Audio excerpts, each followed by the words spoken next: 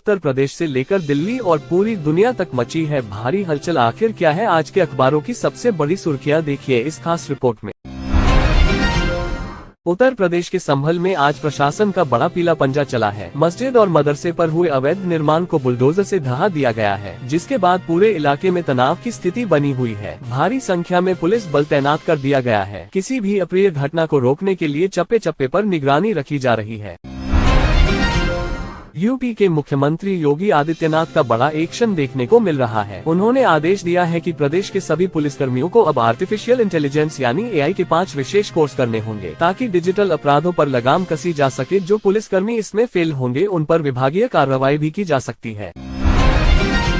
अखिलेश यादव ने बीजेपी सरकार पर जोरदार हमला बोला है। उन्होंने कहा कि वेस्ट यूपी का किसान बेमौसम बारिश और ओलावृष्टि से कराह रहा है, लेकिन सरकार सिर्फ कागजों पर मुआवजा बांट रही है। सपा प्रमुख ने मांग की है कि किसानों को तुरंत राहत राशि उनके खातों में भेजी जाए, वरना बड़ा आंदोलन होगा। स्टूडेंट्स के लिए इलाहाबाद हाई कोर्ट से बड़ी राहत की खबर आई है। कोर्ट ने साफ कर दिया है कि कोई भी कॉलेज बकाया फीस के नाम पर छात्रों के ओरिजिनल सर्टिफिकेट नहीं रोक सकता है। अगर कोई संस्थान ऐसा करता है तो उसके खिलाफ कानूनी कार्रवाई की जाएगी, जिससे हजारों छात्रों का भविष्य सुरक्षित हो गया है। गोरखपुर में जालसाजी का एक सनसनीखेज मामला सामने आया है, जहां एक फर्जी मेजर ने नौकरी दिलाने के नाम पर 10 लाख रुपए की ठगी की है। पुलिस ने आरोपी को गिरफ्तार कर लिया है, जिसके पास से सेना की फर्जी वर्दी और कई जाली दस्तावेज बरामद हुए हैं। युवाओं को सेना में भर्ती कराने का लालच देकर यह ठगी की जा रही थी। सहारनपुर में एक छात्रा के लापता होने पर जबरदस्त बवाल मचा हुआ है। बड़ी संख्या में ग्रामीणों ने थाने का घेराव किया और जमकर नारेबाजी की। किसान नेताओं ने पुलिस को 24 घंटे का अल्टीमेटम दिया है कि अगर छात्रा बरामद नहीं हुई तो महापंचायत बुलाई जाएगी। पुलिस की कई टीमें संभावित ठिकानों पर छापेमारी कर रही हैं। उत्तर प्रदेश के शिक्षा मित्रों के लिए आज का दिन खुशियों भरा साबित हुआ है। सरकार ने उनके मानदेय में बड़ी वृद्धि के प्रस्ताव को मंजूरी दे दी है। अब शिक्षा मित्रों को 18,000 रुपए प्रति माह का मानदेय मिलेगा, जिससे प्रदेश के लाखों परिवारों को आर्थिक संबल मिलेगा और लंबे समय से चली आ रही मांग पूरी हुई है।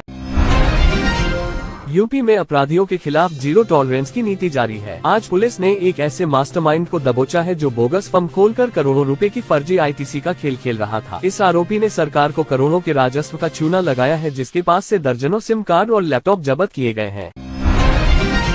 सरकारी नौकरी की तैयारी कर रहे युवाओं के लिए बड़ी खबर है। इलाहाबाद हाई कोर्ट ने फैसला सुनाया है कि सिर्फ आपराधिक केस लंबित होने के आधार पर किसी को नौकरी से वंचित नहीं किया जा सकता है। अगर आरोप गंभीर नहीं है तो कैंडिडेट को ज्वाइनिंग देनी होगी। इस फैसले से उन हजारों युवाओं को उम्मीद मिली है जिनके खिलाफ छोटे मोटे मामले दर्ज थे। विंध्याचल से लौट रहे बाइक सवार युवकों के साथ भीषण हादसा हुआ है, जिसमें एक युवक की मौके पर ही मौत हो गई, जबकि दूसरा गंभीर रूप से घायल है। ये हादसा तेज रफ्तार के कारण हुआ है। पुलिस ने शव को कब्जे में लेकर पोस्टमार्टम के लिए भेज दिया है और परिजनों को सूचना दे दी गई है। यूपी में स्वास्थ्य सेवाओं को हाईटेक बनाने के लिए सरकार ने बड़ा कदम उठाया है। अब अस्पतालों में मरीजों के इलाज और जांच के लिए एआई तकनीक का इस्तेमाल अनिवार्य किया जा रहा है। शुरुआती चरण में बड़े मेडिकल कॉलेजों में ये सुविधा शुरू की जाएगी, जिससे गंभीर बीमारियों का पता जल्द लगाया जा सके। आतंकी केस में फंसाने की धमकी देकर 9 लाख रुपए की ठगी का बड़ा मामला प्रकाश में आया है। ठगों ने खुद को पुलिस अधिकारी बताकर एक व्यक्ति को डिजिटल अरेस्ट किया और डरा धमकाकर रकम अपने खाते में ट्रांसफर करवा ली। पुलिस ने इस मामले में साइबर सेल की मदद से जांच शुरू कर दी है। उत्तर प्रदेश में ट्रांसपोर्ट कारोबार पर बड़ा संकट मंडरा रहा है। पोर्ट ठप होने और कच्चे माल की कीमतों में बेतहाशा बढ़ोतरी के कारण ट्रक मालिकों ने हड़ताल की चेतावनी दी है। अगर जल्द ही समाधान नहीं निकला तो जरूरी सामानों की आपूर्ति बाधित हो सकती है, जिससे महंगाई बढ़ने का खतरा पैदा हो गया है। वाराणसी के विरासत गलियारा में बिजली के तारों को अंडरग्राउंड करने का काम युद्ध स्तर पर चल रहा है। आज एमडी ने खुद मौके पर पहुंचकर कार्यों का जायजा लिया और अधिकारियों को निर्देश दिया कि पर्यटकों की सुविधा को देखते हुए काम को समय सीमा के भीतर पूरा किया जाए, ताकि शहर की खूबसूरती बनी रहे। बड़ी खबर यूपी के पेंशन धारकों के लिए आई है। मुख्यमंत्री योगी आदित्यनाथ ने वृद्धावस्था और विकलांग पेंशन को बढ़ाकर 1500 रुपए कर दिया है। ये बढ़ी हुई राशि जून महीने से सीधे लाभार्थियों के बैंक खातों में भेजी जाएगी, जिससे बुजुर्गों और दिव्यांगों को महंगाई के दौर में बड़ी राहत मिलेगी। उत्तर प्रदेश में कुदरत का कहर टूटने वाला है। मौसम विभाग ने आज और कल के लिए 50 से अधिक जिलों में भारी बारिश और ओलावृष्टि का ऑरेंज अलर्ट जारी किया है। अलीगढ़, आगरा और मेरठ समेत कई जिलों में 60 किलोमीटर प्रति घंटे की रफ्तार से तूफानी हवाएं चलेंगी। किसानों को अपनी फसल बचाने के लिए सतर्क रहने की सलाह दी गई है। मिडल ईस्ट में महायुद्ध छिड़ गया है। ईरान ने इसराइल पर ताबड़तोड़ मिसाइलें दाग दी हैं, जिसके बाद इसराइल ने अपना एयर डिफेंस सिस्टम सक्रिय कर दिया है। पूरी दुनिया में दहशत का माहौल है और कच्चे तेल की कीमतों में जबरदस्त उछाल देखने को मिल रहा है। अमेरिकी राष्ट्रपति डोनाल्ड ट्रंप ने ईरान को खुली चेतावनी दी है। उन्होंने कहा कि अगर ईरान ने स्ट्रैट ऑफ होर्मुज को बंद करने की कोशिश की तो उसे पूरी तरह नेस्तनाबूद कर दिया जाएगा। ट्रंप के इस अल्टीमेटम के बाद वैश्विक राजनीति में हड़कंप मच गया है और युद्ध की संभावनाएं और बढ़ गई हैं। प्रधानमंत्री नरेंद्र मोदी ने आज संसद के विशेष सत्र में विपक्ष को जमकर घेरा है। उन्होंने कहा कि भारत अब किसी के दबाव में नहीं आने वाला है और देश की सीमाओं की सुरक्षा सर्वोपरि है। मोदी के भाषण के दौरान विपक्ष ने जमकर नारेबाजी की, लेकिन पीएम ने साफ कर दिया कि भारत अपनी रक्षा के लिए हर कदम उठाएगा।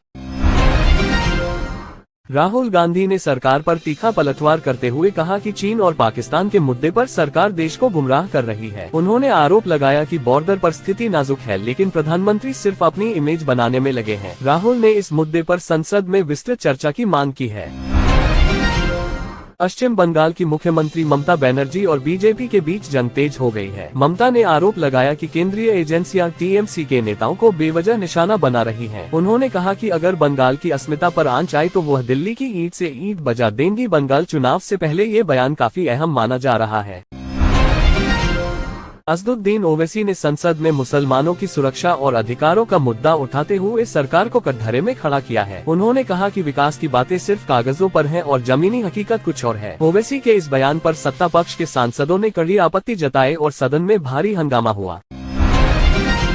पार्लियामेंट सेशन 2026 में आज गतिरोध जारी रहा। विपक्षी दलों ने महंगाई और बेरोजगारी के मुद्दे पर सदन से वॉकआउट किया। कांग्रेस और सपा समेत कई दलों के सांसदों ने संसद परिसर में धरना दिया और सरकार विरोधी नारे लगाए, जिससे आज की कार्यवाही पूरी तरह प्रभावित रही। साइबर क्राइम का एक नया और खतरनाक वायरस डिजिटल अरेस्ट के जरिए लोगों को लूट रहा है। पंजाब और हरियाणा हाईकोर्ट ने एक ऐसे ही मामले में आरोपी की जमानत याचिका खारिज कर दी है, जिसने 6 करोड़ रुपए की ठगी की थी। पुलिस ने नागरिकों को अनजान वीडियो कॉल से बचने की सलाह दी है।